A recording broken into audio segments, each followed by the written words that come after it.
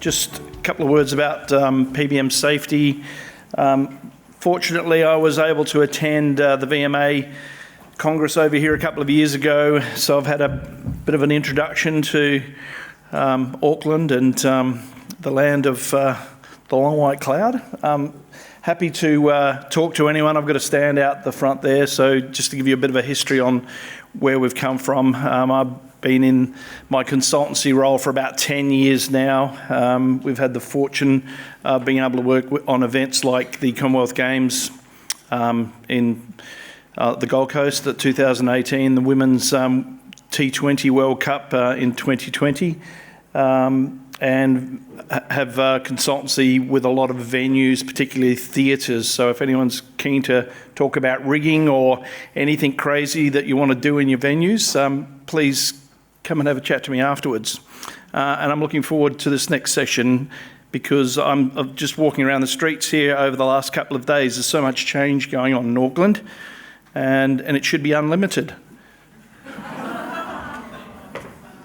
Nick Hill was appointed Chief Executive of Auckland Unlimited in October of 2020, following 3 years at the helm of Auckland Tourism, Events and Economic Development. Nick has extensive experience across the private and public sector. This includes the Chief Executive role with the Commerce Commission and leading the formation of Sport and Recreation New Zealand, SPARC, now known as Sport New Zealand. He also has significant experience in the energy sector, having worked 10 years with ECNZ and Fletcher Energy in New Zealand and with Santos in Australia.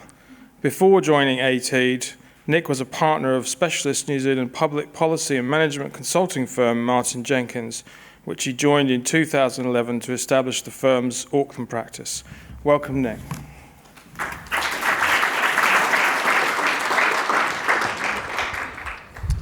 Thank you, Mark.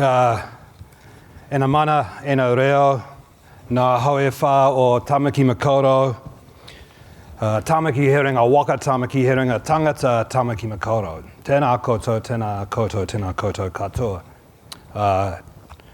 Auckland is the place where the canoes gather, it's where people meet, and it's the place that's desired by many. Auckland Unlimited, really.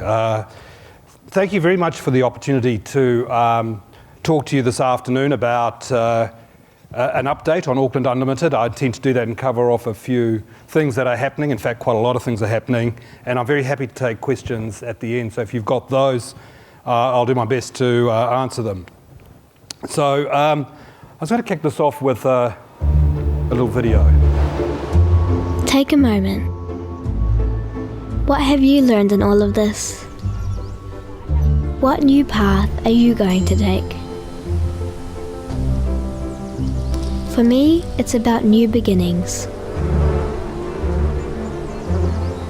I'm not going to eat, I'm going to taste. Taste every mouthful. I'm going to breathe in the salty air of our moana. And I'm going to take care of our maunga. I'm going to embrace the little things. And the big. I'm going to keep supporting local. And I'm going to say yes to every experience. I'm going to watch the night sky, watch the dolphins and the whales. I'm going to meet friends, make new friends, and support my whānau, their businesses, our livelihood. I'm going to innovate and invigorate. I'm going to open the doors, discover something new. I'm going to go to that island, visit that beach, and I'm going to protect Papatūānuku and embrace all she's given us. I'm going to tell my mates to come, to see for themselves how beautiful our region is. Because after all, this unique view, well, it can change your whole perspective. Kia ora, Tamaki Makaurau.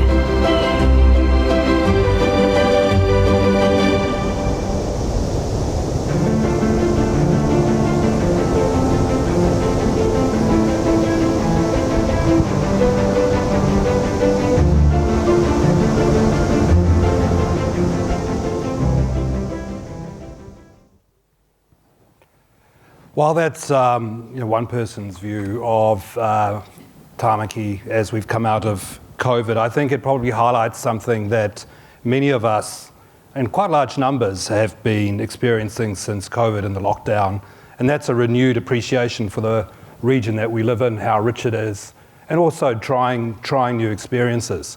I've been asked to talk to you about looking forward in terms of where we see Auckland going from here in a very positive way, and not be very focused on the impacts of COVID and so on. And I just want to say that if you think about Auckland, you stand right back, we're incredibly well poised as a city, as a region, and as a country. Auckland, Tāmaki, is a gateway city. It's a gateway economy. So it really does benefit from the fact that a lot of the connections with the world come through this place. Whether it's trade, whether it's visitors, whether it's the flow of technology and ideas and freight and what have you, Auckland's economy is actually built around the fact that it is this point of connection. And so when you shut the borders, we actually become affected more than the rest of New Zealand.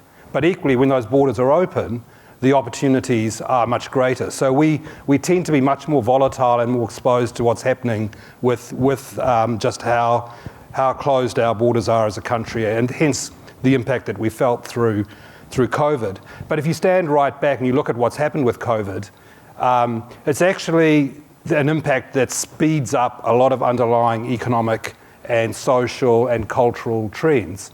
So when the borders open again, we will have advanced in many ways economically. And I think we will see that through industry sectors like tourism, for example. It won't come back quite the same way as it did before. Those underlying trends around wanting more value, things like destination management, which we were pushing at ATEED, those kinds of trends will be more advanced. How we work, the use of technology, the way the importance of our families, the cultural diversity of the place, all of those things I think will be even more advanced. And I think that New Zealand and Auckland will continue to grow. I think in the next 2-3 years, we will certainly face challenges, and particularly when you look at the CBD, it's going to be pretty tough in some respects for a number of people and for a number of businesses. But beyond that, there is an underlying drive and demand that will be centred around Auckland and the growth of this region and the growth of an urban economy. But certainly things happened during COVID that it's important to recognise, and that they affect where we stand here today. So for my organisation, as it was then, ATEED, we ended up suspending, or the council suspended the accommodation targeted rate. That was half of the money we spent on promoting and developing the tourism sector and the event sector in Auckland. But we also swung a whole lot of resources in behind the Regional Business Partner Program, which was supporting small businesses that were struggling. So a large number of staffs went from working on things like tourism promotion and into supporting small businesses. And one of the things which is sort of kind of alluded to in that video, that also became more apparent and important, is the richness of our neighbourhoods and the subparts of the region. So more attention into the different parts of the Auckland region. We also developed a new statement of intent, which is it's not really a strategy document, it's something that we have to agree with the council about what our deliverables are as an organisation. They are, and the 5 things that we've developed in the last 18 months that have carried through into Auckland Unlimited are enhancing Auckland as a culturally vibrant city for all, expanding economic opportunities for all Aucklanders, effective social, economic, cultural and environmental return on all the investments that we make, enhancing Auckland's local, national and global reputation, and increasing the level of capital investment into the region and into achieving cultural outcomes. So that was during the lockdown, that's kind of where our focus went. But as we stand here today and we think about the borders opening up and responding to the world that's in front of us, there are probably a few things that it's worth acknowledging. And the first is that the health and the COVID risks are not the only factor that are going to influence a reluctance to travel. There are other impacts where many businesses now globally are saying to their staff, we don't want you to travel. Their policies are to actually do more things from their bases. An increased focus on climate impacts, and particularly from travel. Interestingly, we ran an economic business summit a few weeks ago here in Auckland, and it was very much focused on how we recover from COVID. And we finished up with a young panel of young Aucklanders, and they were incredibly indignant that at nowhere through this we had talked about climate, which they see as a far more important issue than responding to COVID. So there's a whole generational piece that's coming through and being accelerated with younger people moving into management positions and positions of responsibility where climate is increasingly their major concern. Most markets are looking to 2022 as a return for domestic events and a longer time frame to move to the international market and greater levels of travel internationally. Event content and experiences will be a key driver of travel decisions, including broader destination experience and business introductions. So how do we broaden out what people travel for? It won't just be for one thing, it'll be more than one thing. And my last point, people will want more from their travel. So against this background, events are an incredibly important catalyst for attracting people, driving the economic, cultural and social outcomes that we're after. And it's worth celebrating the fact that when we came out of that first lockdown, we experienced an amazing impact for domestic events. The Super Rugby game between the Blues and the Hurricanes at Eden Park that sold out.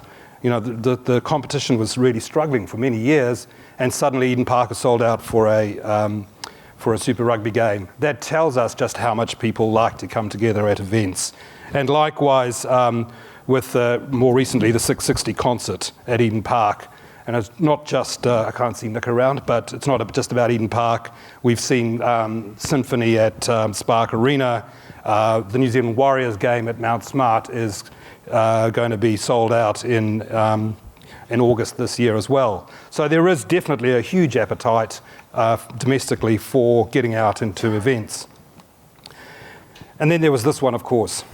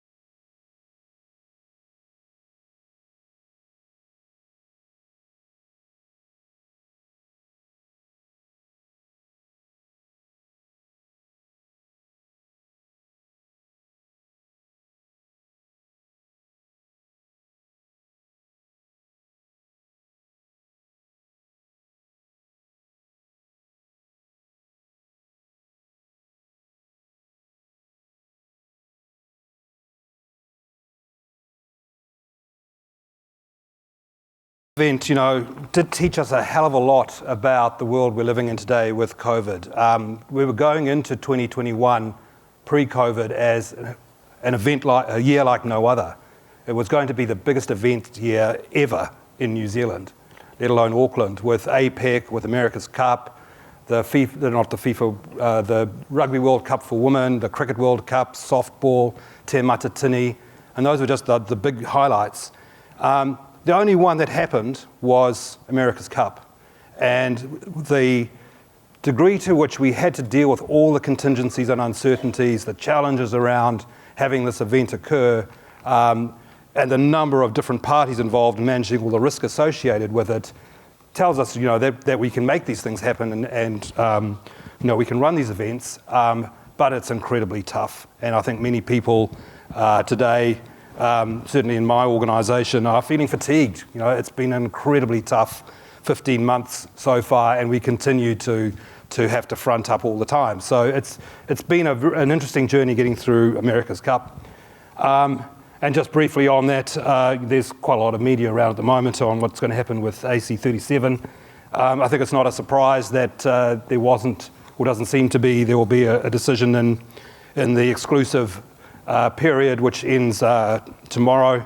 But it's not a surprise. They do need to declare where the defence will be in September. So I think there's still some water to go under the bridge before we know exactly what the future holds. Events, as I was touching on before, are actually really important from a lot of standpoints. They're important because of how they help you support and utilise infrastructure.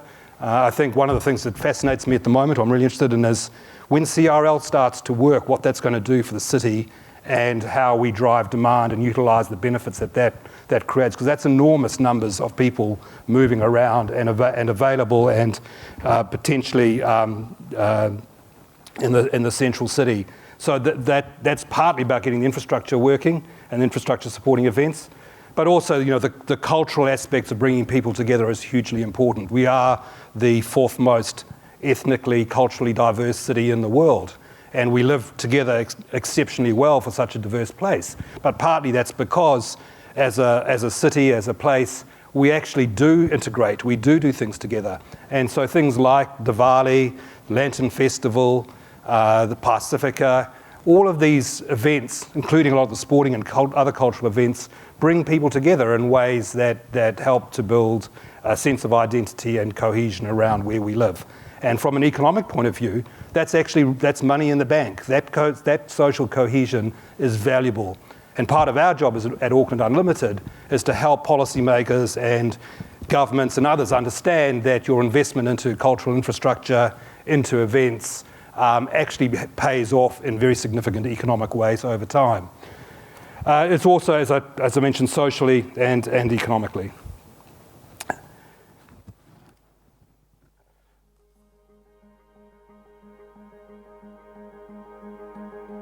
Auckland city centre is the beating heart of the region's economy and is growing at a rapid pace. In the coming years, it will develop into a more vibrant and better connected place for people to live, work and play. The Wynyard Quarter community is thriving as the area develops. This will continue as exciting new public spaces, commercial properties and homes are completed. Improvements along the waterfront are picking up pace as we head towards the 36th America's Cup in 2021. And the new infrastructure being built will be used well into the future. Quay Street will evolve into a beautiful waterfront boulevard with more space for people and events and with better public transport access. The redeveloped ferry basin will allow for higher numbers of commuters and visitors. The City Rail Link will open up Britomart Station so more trains can get in and out and Aucklanders can travel around the region more efficiently. When Aotea Station opens, the surrounding area will transform with the revitalisation of Albert, Victoria and Wellesley Streets. Federal Street and High Street will also be improved to form pedestrian-friendly links through the central city. The community is changing in response to resident and student growth, and private developments including apartments, university buildings and the NZICC will also benefit this growing population. When the CRL arrives uptown, street upgrades will be enabled and Karangahape Road's enhancement will provide cycle-friendly access through this unique neighbourhood. The transformation beginning now will provide an exciting city for future generations. We are creating a place to be proud of, one that puts people first and one that is distinctly Tamaki Makaurau. Needless to say that was made pre-COVID and pre the America's Cup and so on. There are a couple of things I just want to say that, first of all, it's very focused around the CBD. We're interested in the whole region.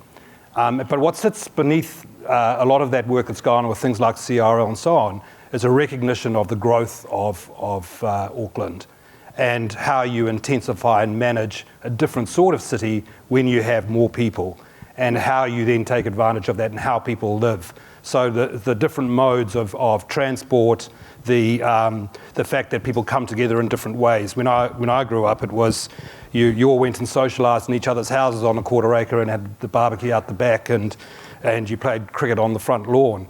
Increasingly, that's not the model in the future. The model in the future is one where you do that socialising much more in your community and in public spaces. And again, coming back to it, events are hugely important as part of how people live in a more intensive environment. The second point is that it maybe would be all exciting and fun if we hadn't had COVID, but the CBD is not in great shape. And I think there's some really major challenges in the next couple of years, and even more urgently than that, around things like safety and how we generate the night or support a nighttime economy in the city. And a lot of that's about safety and people feeling that if they get into the city, they can actually get out again safely. And we still have a lot of work to do to be in that place. Right, I'm going to come on to now talk a bit about Auckland Unlimited. It doesn't have a te reo name at this point. That's a work in progress. So Te Honona is not the name. That's actually another way of saying joining together, and that was the point at which we all assembled for the first time in the town hall, and we did waiata, AT did its haka, and we came together as a single organisation on the 1st of December last year. So I just want to talk a little bit about where we are on that merger. So the logic around bringing AT together with Auckland, with Regional Facilities Auckland, was developed through the CCO review. And I have to say, going into that process, I was somewhat sceptical around where the benefits were. It's easy for people to say, oh, there was a whole lot of overlap between what AT did, what RFA did, that you're both into events and you both got events people and you do marketing, et cetera, et cetera. But in reality, I think that overlap is overstated in terms of the fact that we were in the same space. However, what's become clear is that we're missing so many opportunities through the disconnect between the facilities that Auckland has and runs and the opportunity to market, sell and develop the city. So that really is where the benefits arise from the synergies of bringing the two together and vertically integrating that operational excellence and creative talent that exists within RFA or existed within RFA, and then the more marketing-driven, more sort of business development orientation, industry development orientation of ATEED. And I think it's important to emphasise that the new organisation, Auckland Unlimited, looks at the world in a slightly different way than the individual organisations did before. Our starting point is what's good for Auckland. So even though we might have interests in commercial activities and businesses that are funded and we might compete on the face of it, the reality is, as far as the board is concerned, the decisions we make are what is best for Auckland. And this will play out as we work through things like stadiums and so on, which I'll come on to talk about. So right now we're in the middle of the process of that merger. We have just completed a piece of work on developing a target operating model, because quite often what happens in public sector organisations like ours is that the politicians don't want any upset. They don't want you to spend money on managing change. They just want to magically get a benefit. And so quite often you quietly, cosmetically put stuff together, give the politicians what they want, but you haven't actually really brought the organisations together in a coherent and a logical way. Well, we have been very deliberate in taking our time to develop an operating model that means the logic that we apply to bring the organisations together will drive what we do in terms of structure, processes, where we kind of put our effort and so on. And that operating model is, in a very simple form, is captured in this diagram here of the 4 ropu, or groups, which is where we kind of bundle our activities together. So one of those groups is, which I'll go to the slide because I can read it better than on my notes here, is around investment and talent. And that's really what was the old, there we go, that's really about a lot of the economic development activity that ATED used to do, but it's about attracting investment to the city, it's attracting visitors, and all of those of you in business will appreciate right now that one of the biggest challenges that's emerging quite quickly with COVID is around skills. So how do we, in the short run at least, make better arguments with the government over bringing skills into the country, but also the development of and training of people. So investment and talent, that's around tourism, creative industry, screen industry, construction industry, advanced manufacturing. Those are the sorts of areas that we're interested in that group. Cultural institutions is the bringing together of things like the gallery, the zoo, the Auckland stadiums, and also from the CCO review, a recommendation around the museum, MOTAD and so on, and bringing it into a single management or governance structure. One of the challenges you have with cultural institutions in Auckland and many places is that they end up with their own legal ownership structures and trusts and so on that are very defensive in the sense that they're there to protect what has been rather than helping you to look at what you're going to do in the future. The Eden Park Trust Deed's probably a good example where you have sought to protect Auckland Cricket and Auckland Rugby's position, but it places major constraints on how that stadium's actually operated. So how you think about what we need in the future requires you to actually look at some of those structures. The museum's another. There's another outfit called a bit of legislation called a RAFA, which guarantees funding to a whole lot of people. Where we want to get to is a model that says this is where you should put ratepayer money, where you should put taxpayer money, this is commercial, this is philanthropic, and we use what we have in a much more efficient way, and we grow that pie. And also what I want to put out there right now, and this is very much my own philosophy, is that Auckland Unlimited is not here to build an empire. We're actually a platform. And in an ideal world, I wouldn't want us particularly to own anything. Our job is to bring stuff together and to catalyse and support, not to be the game. But there are certain things that it always makes sense for there to be public ownership. It makes sense for the zoo to be owned by a public body, and we're probably a better owner than the council itself or some trust, and similarly things like the art gallery. But when we come to things like some of the venues and so on, I'm very open-minded about what kind of models work best. To what extent do you have the private sector operating publicly owned assets? Are there good reasons why you should own assets? For example, one of the things we did at ATED was invest and underwrite the development of film studios to bring Amazon to Auckland. I don't believe we should be in the business of delivering film studios, but if we hadn't done that, Amazon wouldn't be here. So one of the things we will look at is how do you get out of owning and operating film studios, because probably the private sector in the long run is better at that. And that's generally a set of principles I think we will apply to how we look at everything. Who is the best owner, best operator? Some things that make sense for it to be owned by the council through ourselves. Some things it may not. But we want to get to a much more coherent policy position that allows us to improve the way cultural institutions in the city function. And indeed, I think that cultural infrastructure has been underinvested in significantly in this country, and that part of our job is to make that case much more strongly to our owners and funders, but also to Wellington, which and to the government in Wellington, who have not been particularly generous towards Auckland. The last two, ROPU, arts, entertainment and events, I think of this as content. And the idea that we want to program the city 12 months a year, 24/7.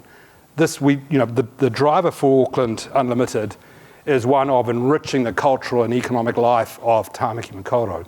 And so there are just enormous amount of opportunities that we have to do that.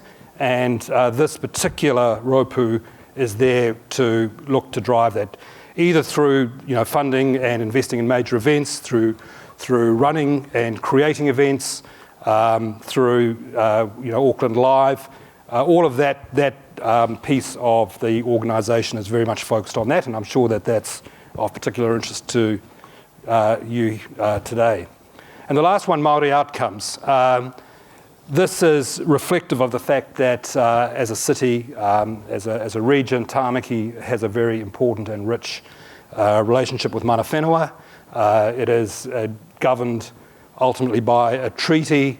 There are a number of activities that we're involved in to drive specific Maori outcomes.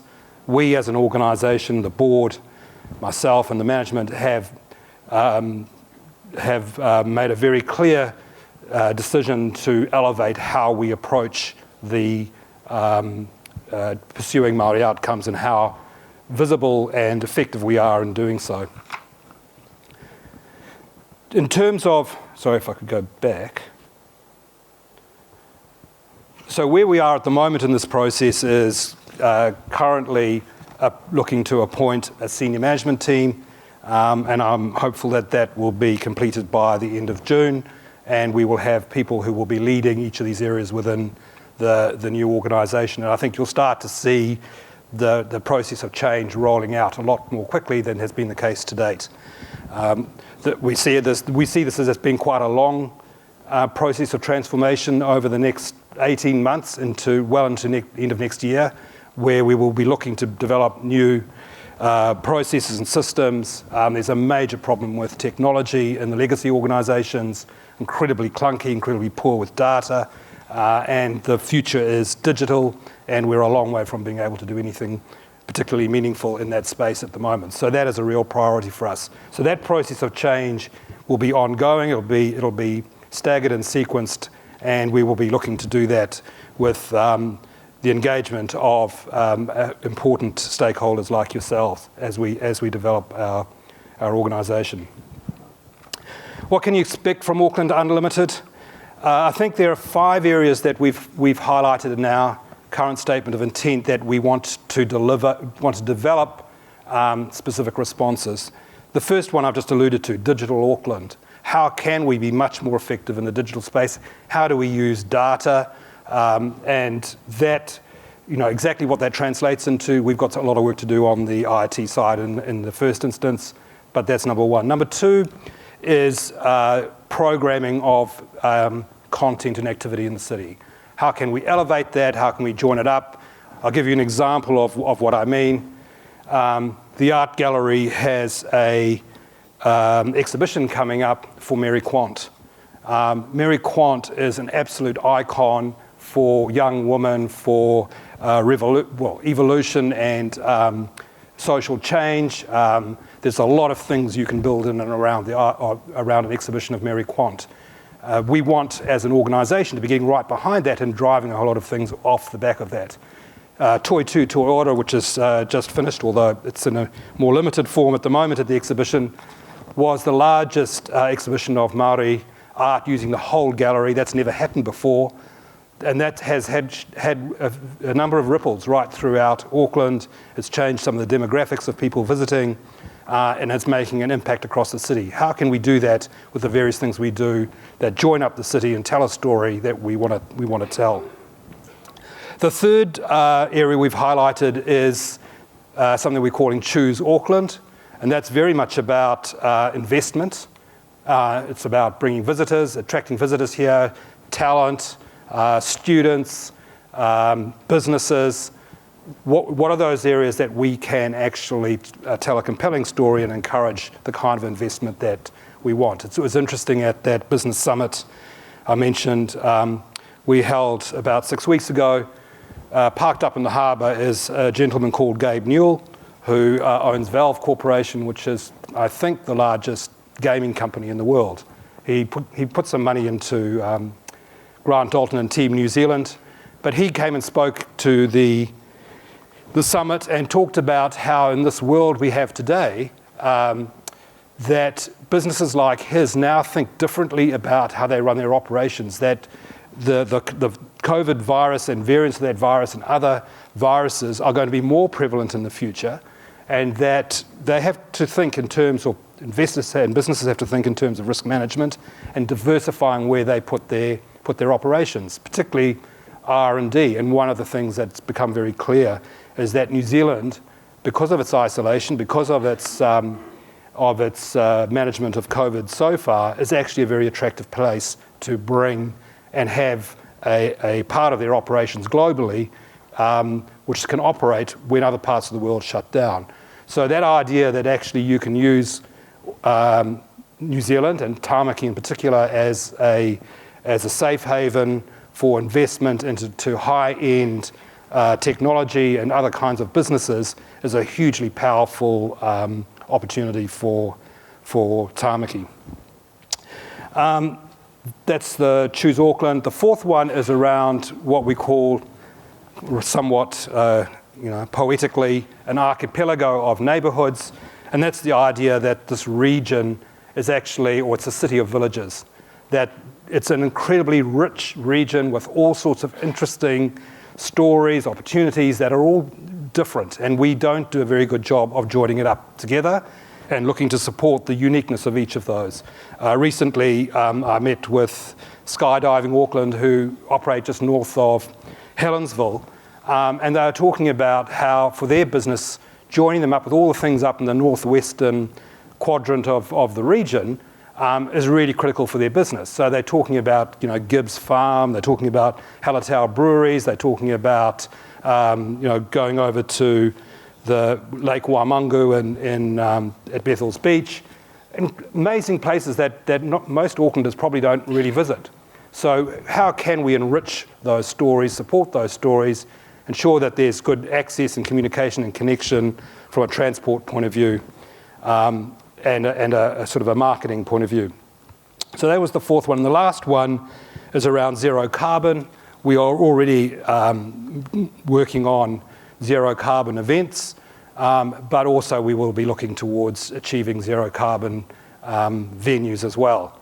Far more challenging, but nonetheless, the world we're living in today, we need to be serious about the steps we take. So those are 5 areas that we see that the new organisation will look to develop its response and take advantage of the fact that we are this merged organisation.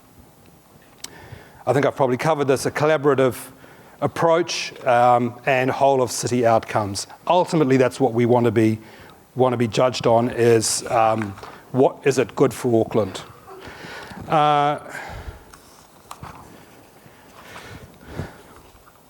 The next point I think it's worth emphasising to you today is that we really think about approaching events and the things that we do from a content point of view. It's a content-driven strategy. We need the infrastructure that will support the content we want to bring to the city. How do we bring better content and then make sure we have the right mix of venues and facilities and infrastructure to support that content?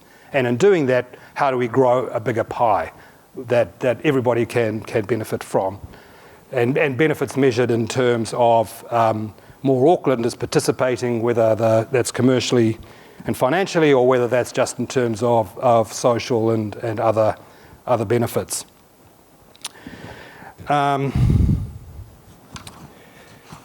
last point on that is about a strategic partnership approach. So by that we mean, how do we think beyond just the immediate tactical response to stuff that comes at us? We want to build partnerships with people who can bring content that we can help to fund and underwrite, but also help potentially provide infrastructure, venues, where it's the sensible thing for us to provide those venues. So I go back to the film studio example. We took major risk in underwriting the development of film studios, but it's not our core business and not something we'll stay in. Okay, stadiums. I have to say, at my age and experience, there's not many things that surprise me when you're sitting in a management role. But I have to say, the reaction of any mention of the word stadium just blows everything out of the water, and it doesn't matter how clear and specific you are. People kind of read whatever they want to into what you've said, even if it's 180 degrees in the opposite direction. But can I just say the stadium issue in Auckland is a really important one.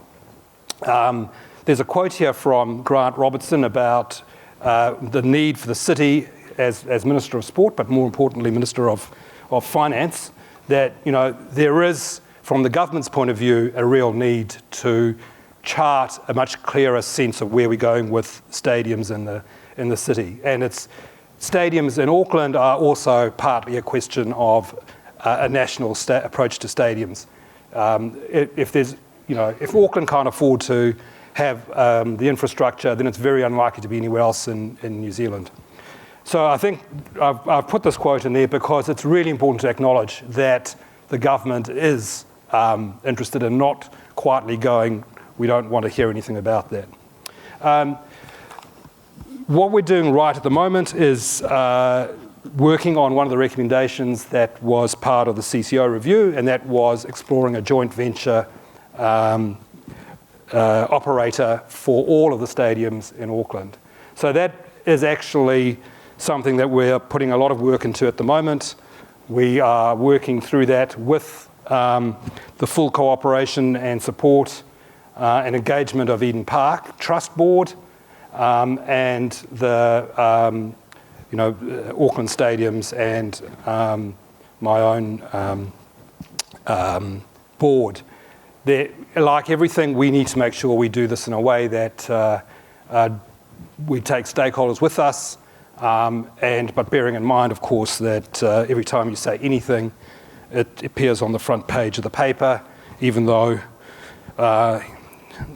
one example of turning up at a confidential council workshop, I was getting phone calls from Nick Sauntner about what we were going to be talking about before we'd even actually arrived at the meeting. So it's a very tricky environment to be trying to negotiate something like this. But I'm extremely optimistic that everybody agrees having a single operator will make an important difference to Auckland. And again, it goes to that point about having a content-led approach to what we do with the facilities and infrastructure that the city enjoys.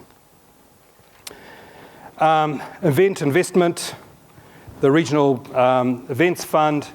This was something really important the government did during COVID lockdown. We lost the $17 million a year of accommodation targeted rate. That's $30 million all up. That's a huge hole in our budget. This fund has been hugely important in helping us look at events that are there to help drive recovery. It needs to be used by December the 24th, and it's about how we get more people into the region. Events are hugely important in doing that, as I've said on a number of occasions. And it says here, Richard's in the front. There's 45 events supported to date. It might even be more than that. And it's across all venues. And I think this is one of the important ones, which there is now, I think, 100,000 tickets have been sold. The economic and other benefits from it are hugely significant, and it's really a poster child for responding to the challenge when you can't get Kings of Leon into the country. You're able to put things on like this in Van Gogh and Spark Arena. So this is, I think, my last slide. So 2021 was going to be the year like no other with events, but next year is actually starting to shape up pretty well. A number of the things that had to be deferred from last year now will happen next year, including things like the Rugby World Cup, the Cricket World Cup for women. It's not up there, but the surfing's coming back. Yeah, there's a whole pile of stuff now that is starting to fill up the calendar, albeit that we do it in this environment that's highly risky with all sorts of contingency planning and so on in place.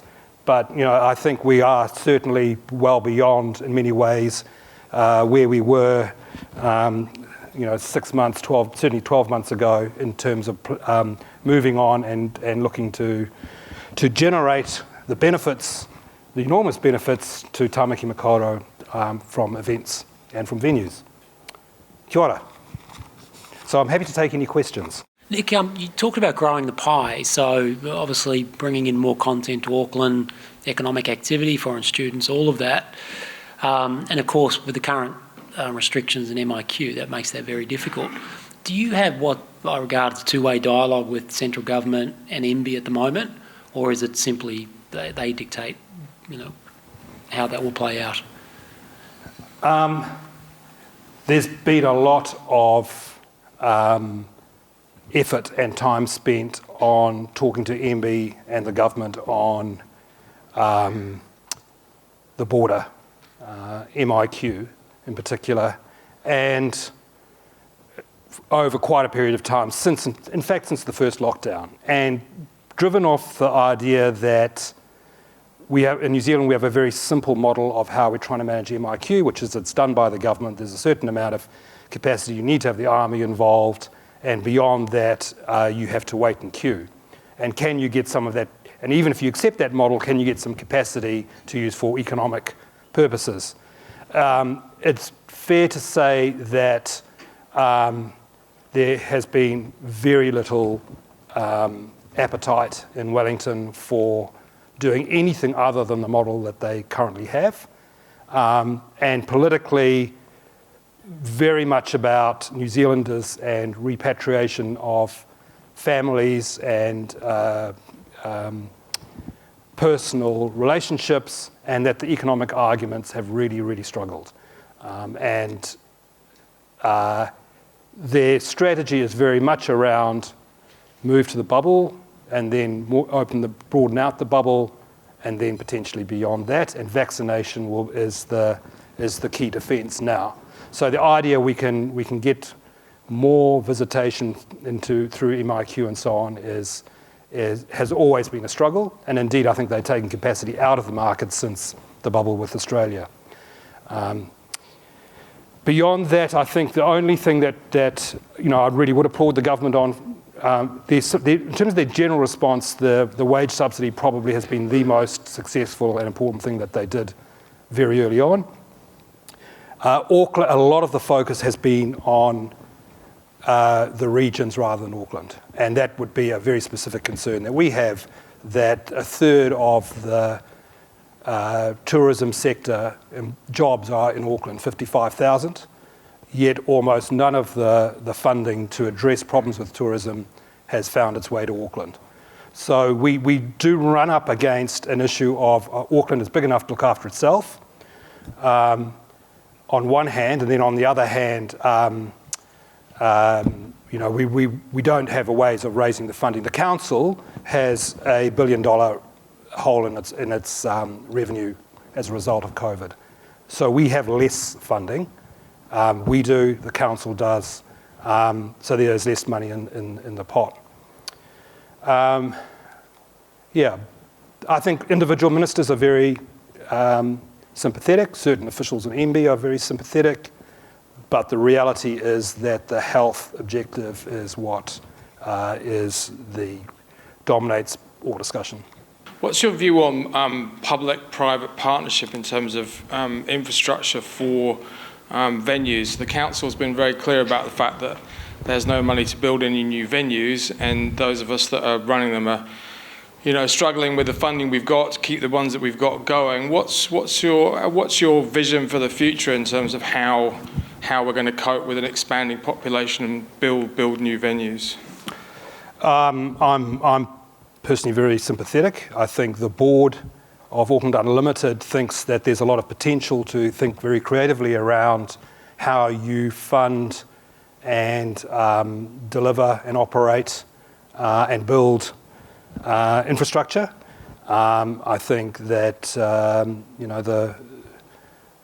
not sure I've done a full cycle analysis of it, but the arrangement with Spark Arena, for example, as the operator of a facility that was built by the council, is generating a lot of content in Auckland. So I personally think there's a lot of opportunity to think more creatively around how we manage risk financially.